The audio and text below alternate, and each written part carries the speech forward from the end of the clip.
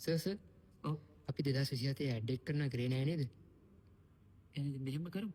මෙහෙම එහෙම හරි නෑ නේද සර්? වාහනේ ළඟට ගිහින් හරි නැත්තම් කොහෙද ලස්සන තැනකට ගිහිල්ලා හරි වාහනේ යන ගමන් හරි කියමු. වාහනේ යන ගමන් ඉතින් ඔක් කියන්න ඕනේ නැහැ. පන්තියෙන් එන්න කියලා කියන්න ඕනේ. නෑ මෙහෙම කියමු. නෑ සර් මේ දවස්වල ට්‍රෙන්ඩ් එකත් ඒකනේ සර් වාහනයක බහැලා පන්ති ගැන කියන එකනේ. වාහන බලලා ඒක කට්ටිය පන්තිනවා කියන්නේ. මේකනේ සර් මේ දවස්වල ට්‍රෙන්ඩ් එක. එහෙනම් අපි මෙහෙම කියමු. අපි කරන්නේ නිකෝන්නේ. ඔව්. වාහන වලින් මිනිස්සුන්ට මොනවද කියන්නේ කියලා අපි ළමයින්ට කියමු. ඒ කියන්නේ ඒක මෙහෙම කියන්න බෑ. සමහර ඒවා තියෙනවා ඉඳගෙන කියන්න බෑනේ. අපි හිටගෙන කියමු. මෙන්න මේකයි කතාව. වාහන කියන්නේ මිනිස්සුන්ගේ හීන. මිනිස්සු බලන් ඉන්නවා වෙළඳපොලේ වාහන මිල අඩු වෙනකම්. ඒක 3 wheel එකක් වෙන්න පුළුවන්, බයික් එකක් වෙන්න පුළුවන්, කාර් එකක් වෙන්න පුළුවන්. මිනිස්සු මිල අඩු වෙනකොට වැඩියෙන් ඉල්ලනවා. මිනිස්සු මිල වැඩි වෙනකොට අඩුවෙන් ඉල්ලනවා.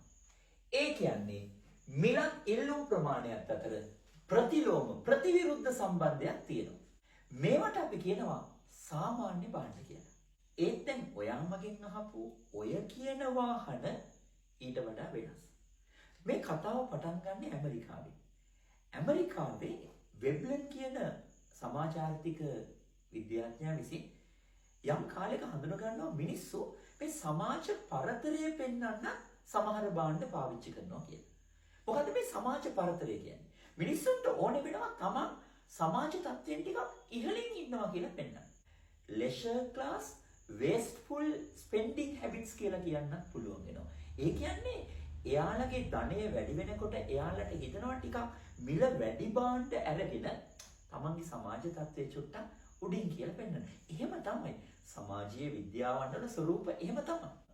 ස්ටේටස් සිග්නලින් ගුඩ්ස් කියලා. ඒ කියන්නේ සමාජ තත්ත්වය ප්‍රදර්ශනය කරන්න පුළුවන් විදිහට සමහර භාණ්ඩ පාවිච්චි කරන්න පුළුවන්. එතකොට ඔය අධිසුඛෝපභෝගී වාහනේම අපිට ඒ කාණ්ඩයට එකතු කරන්න පුළුවන් වෙනවා. ඒතර මේවල ලක්ෂණය තමයි ඒවා මිල වැඩි වැඩියෙන් ඉල්ලුම් කරන්න පෙළඹෙන හින්දා සාමාන්‍ය භාණ්ඩයක මිල වැඩි වෙද්දී පාරිභෝජනය අතාරිනවනේ. හැබැයි මේවා මිල වැඩි වෙන්න වැඩියෙන් ඉල්ලනවා.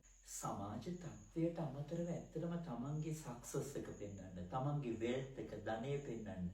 මේකට අපි කියනවා මේ conspicuous consumption කියලා. ඉතින් එක්තරා විදිහකින් තමන්ගේ social standards ඉස්සරහට ගේන්න පුළුවන් වගේම self achievements පෙන්වන්න මේ භාණ්ඩ පාවිච්චි කරන්න පුළුවන් වෙනවා.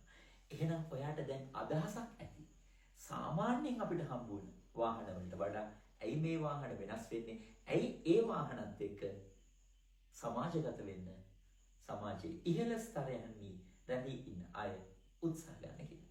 මෙන්න මේ විදිහට නිර්මාණශීලීව ආර්ථික විද්‍යාව ඉගෙන ගන්නවා නම් ටිකක් දැනෙන්න රහට ප්‍රායෝගිකව මේ තමයි ලංකාවේ නිර්මාණශීලීම පන්ති. ටයිම් ටේබල් කියන්න කියලා නේ මම කිව්වේ. ඉතින් අපේ ඔන්ලයින් ක්ලාස් උත් තියෙනවා, ෆිසිකල් ක්ලාස් උත් තියෙනවා. පල්ලෙහා තියෙන අංක එකට ඔයා WhatsApp පණිවිඩයක් දාන්න. එතකොට මාව කන්ටැක්ට් කරගන්න. ඔයා කැමති නම් මේ වගේ වීඩියෝස් අහන්න එක ෂෙයා කරන්න.